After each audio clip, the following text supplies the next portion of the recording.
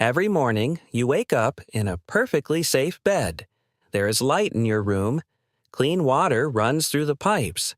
There is food waiting in the refrigerator. And somewhere within reach, there is the phone screen you almost never leave behind. If you brought an ancient human into your bedroom, someone from tens of thousands of years ago, they would probably think this place was paradise. Everything here would look like impossible magic.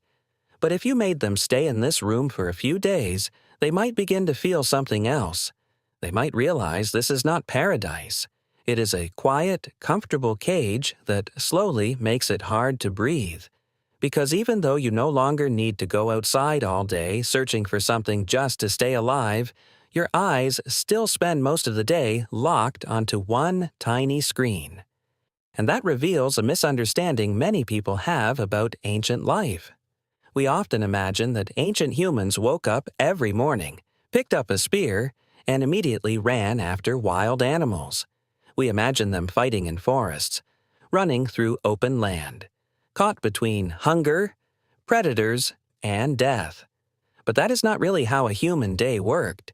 If our ancestors had spent every day running wildly through the landscape, they would have starved or collapsed.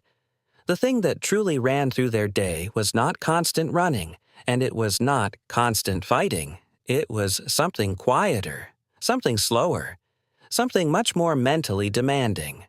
They were constantly trying to understand the world. They had to notice changes in the wind. They had to tell whether footprints in the soil were fresh or old. They had to hear something strange inside a distant animal call. They had to look at the color of plants and know whether they were ready to eat. They had to watch the fire and know whether it was stable. And they had to read tiny changes in the faces of other people. Tension, fear, hesitation, trust. Even the sudden cry of a baby was not just a baby crying. It could mean hunger. It could mean cold. Or it could mean that the baby's body had sensed something nearby before any adult had noticed it. An ancient human day was not a to-do list. It was a long search for clues hidden inside the world. And in that world, one small change could alter a person's fate. A line of footprints could mean food. A flock of birds suddenly taking flight could mean danger. A slight movement in the grass could mean something was getting close. A shift in the clouds could mean a storm was coming. One silent person in the group could mean something was wrong. To survive, the human brain had to process three kinds of information almost constantly. The first was resources. Where might there be food? Could clean water still be found beneath that dry riverbed? Was the fruit grove ahead worth the risk? Or were there too many predators nearby to make that journey worth it? The second was danger. Why did that quiet patch of grass move? Why did all the birds in that tree suddenly fly away? The air's getting colder. Does that mean night is coming soon? The clouds are getting thicker. Does that mean a storm is moving toward the camp? The third kind of information was the most complicated of all. People. Who saw new animal tracks in the distance? Whose body language looked tense? Who could be trusted? Who might be hiding something? Who was injured and needed help? Whose expression changed in a way that suggested conflict was beginning inside the group? These things do not sound like a great adventure, but this was the ordinary daily life of our ancestors for a very long time. Their day was not work. It was not off work. It was not time cut into neat blocks by calendars, clocks, alarms, and schedules. Their day was a constant search for signals. Signals of food, signals of danger, signals in the emotions of other people, signals about whether to move forward or stop. Now, come back to today. You are sitting in a quiet office or lying alone on a soft couch. You do not need to study footprints in the dirt. You do not need to judge where an animal went by the direction of the wind. You do not need to hear a tiny sound in the grass and decide whether a predator is nearby. In modern life, most of those life or death clues have moved far away from us. But the problem is this: your brain never fully left that world.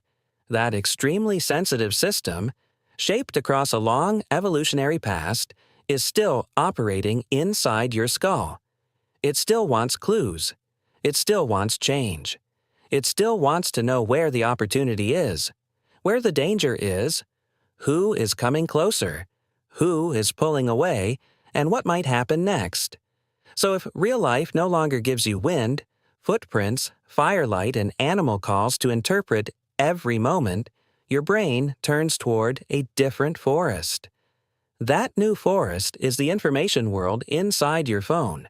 You begin checking messages, checking notifications, checking breaking news on social media, checking hundreds of comments under a short video, checking every emoji someone sends you. You start wondering whether your boss meant something hidden behind that one sentence. You start wondering why someone important to you has not replied for 30 minutes. You look at other people's lives online and wonder if you are falling behind, if you have been ignored, if you are missing something important. You think you keep scrolling because you are bored. But maybe that is not the whole truth. Maybe your brain is not just looking for entertainment. Maybe it is running an ancient survival program. It is looking for clues. Only now the clues are no longer hidden in soil, wind, firelight, footprints, and faces.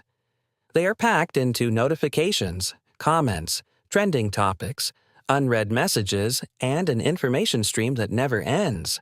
This may be why so many people today feel mentally exhausted, even when they have done almost no physical labor. You did not hunt today. You did not carry water. You did not run for your life while being chased by a predator. But your brain was still busy all day. You searched for changes in your work chats. You judged other people's lives through social media. You looked for risks and rare opportunities inside workplace messages. You tried to sense the emotions of people online. You wondered whether someone's silence meant you were being ignored. You even watched news and trending topics, trying to predict whether something terrible might happen next. In the ancient world, the clues in nature were dangerous, but they were limited.